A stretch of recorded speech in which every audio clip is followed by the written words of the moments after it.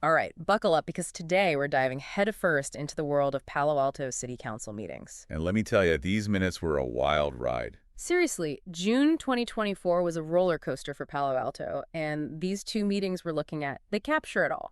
It's like that moment when a hyperlocal issue suddenly becomes everyone's obsession. Exactly. You get passionate pleas, unexpected alliances, the whole shebang. Think of it as a binge-worthy drama, but instead of actors, it's your city council. And the best part is, these meetings give us this amazing window into how decisions get made, how policies actually come to life. Right.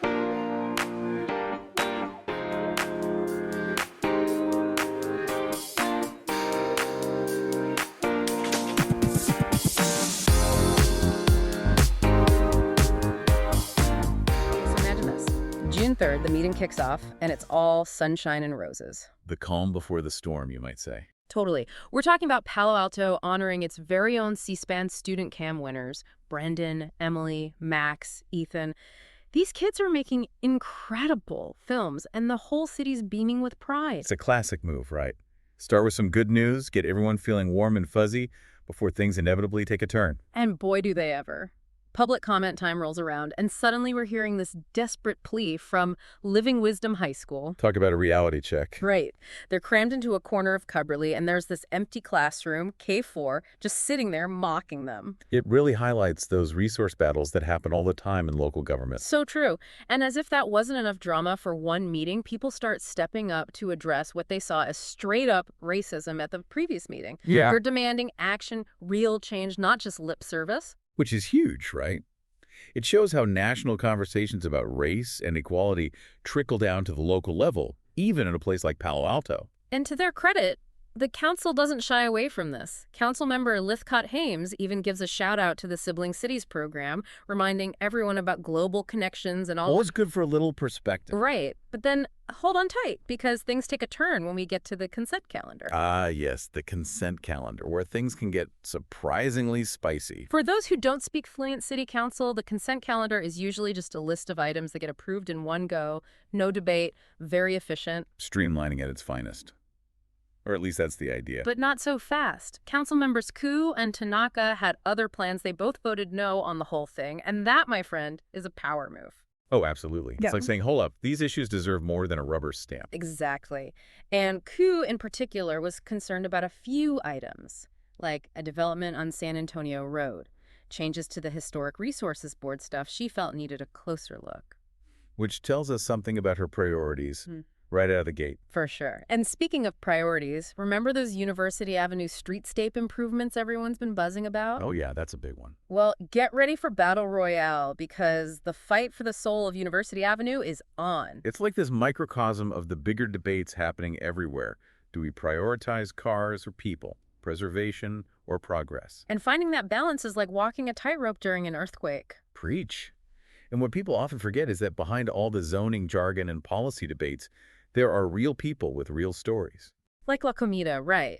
They've been serving up amazing meals to seniors for ages, but they desperately need a permanent home. And their quest for space at 445 Bryant Street, it's heartbreaking, really. Because they're pouring their hearts out, talking about serving seniors, building community, and you can see some council members drawing comparisons to Avenidas, which seems to have this cozy little arrangement with the city. And that right there, that's where the questions of fairness and transparency come in. Totally. Why does one group get the red carpet while others are struggling just to keep the lights on? $1 million question.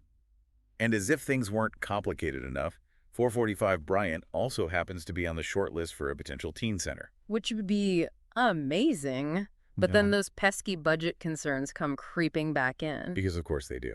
Right. It's a classic case of too many needs, not enough resources. So we've got classroom battles, accusations of racism, a potential power struggle on the council, and the future of University Avenue hanging in the balance. And that's just the first act. Okay, so we're back in the thick of it, Juneteenth, and this meeting, oh man, this meeting throws us a curveball right out of the gate. Talk about a change of pace. Remember all the drama from last time, classroom shortages, budget showdowns, the fate of University Avenue hanging by a thread. High stakes, big decisions. Right.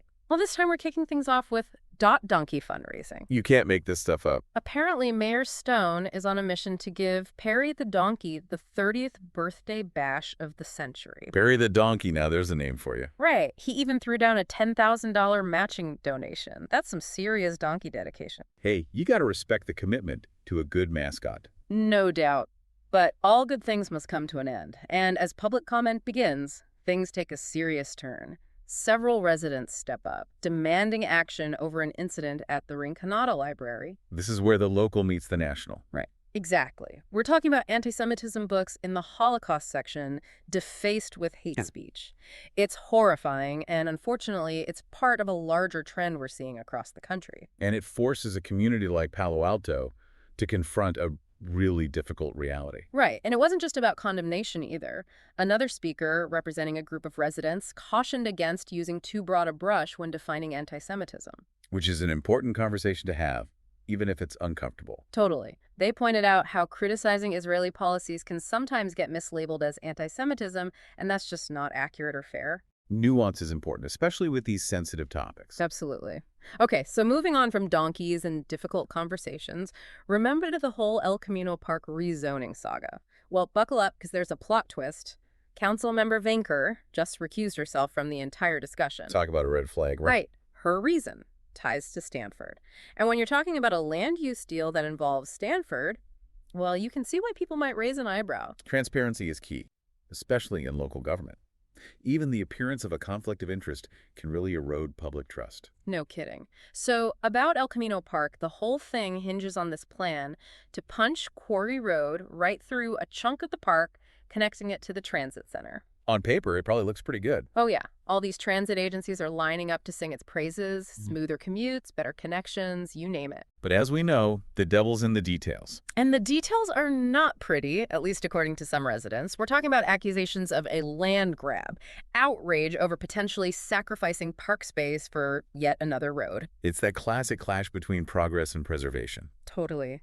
Some residents are even calling that section a useless acre, their words, not mine, and demanding the city dedicate more parkland to make up for the potential loss. You can't put a price on green space, some would argue. Tell that to Stanford because they just entered the chat with a very large checkbook in hand. Oh, the power of deep pockets. Right. They're offering a cool $4 million to sweeten the deal, promising to help fund the road construction and even extend the lease on those playing fields they use in the park. It's a smart move. Strategically speaking, they're anticipating pushback and trying to get ahead of it.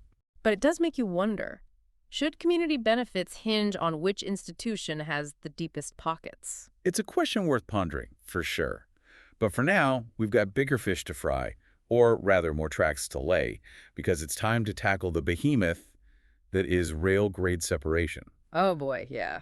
This one's a doozy. It's like they took every transportation headache imaginable and crammed it into one agenda item. Churchill, Charleston, Meadow, all these different railroad crossings, each with a million different options. Tunnels, bridges, closures. It's enough to make your head spin. And this is where it's so easy to get lost in the weeds of technical jargon and engineering feasibility studies. Right.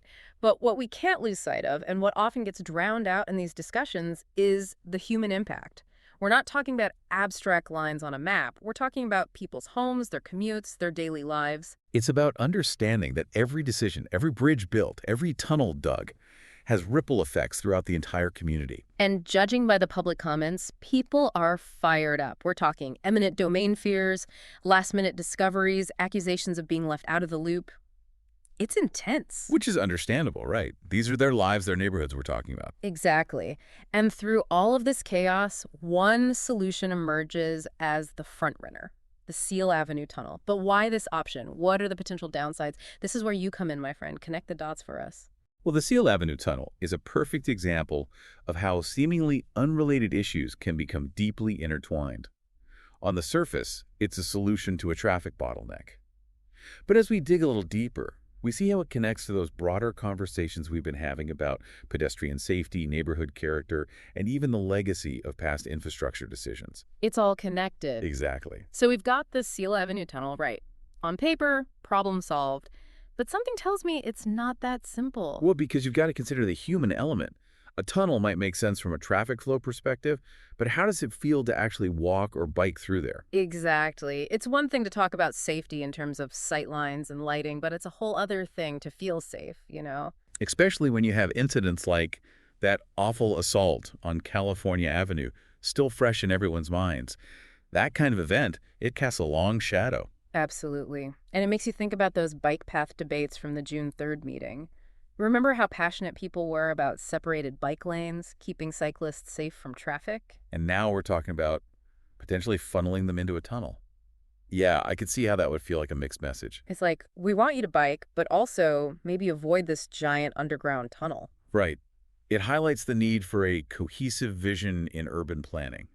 You can't just address things piecemeal. It's all interconnected. It's like that game, what's it called? Kerplunk. You pull out one little stick and suddenly everything's collapsing. Perfect analogy. And speaking of interconnected, these Palo Alto meetings, as quirky and hyperlocal as they seem, they actually tap into these universal tensions that every city grapples with. It's true. You've got development versus preservation, individual rights versus the common good. It's enough to make your head spin. And don't forget the eternal struggle, trying to balance progress with equity, making sure everyone benefits. Which is the million-dollar question, isn't it? And I think this is a good takeaway for our listeners.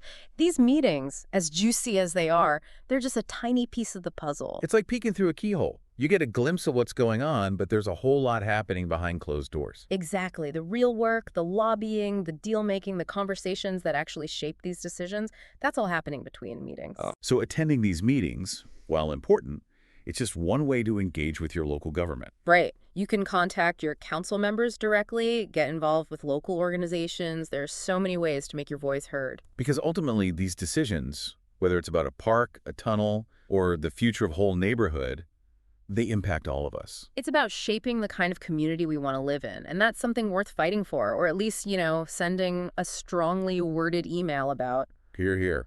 So, to our listeners, we leave you with this. Yeah. What's happening in your own backyard? What are the under-the-radar issues that are shaping your community? Get curious, ask questions, and most importantly, get involved.